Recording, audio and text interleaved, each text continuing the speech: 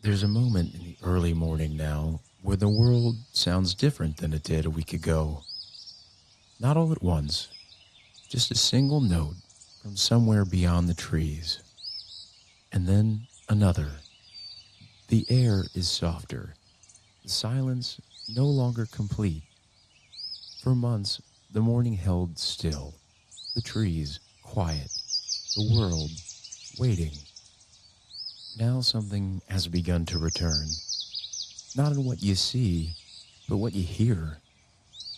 The birds come back first, one call, and then an answer, and slowly the quiet fills with sound.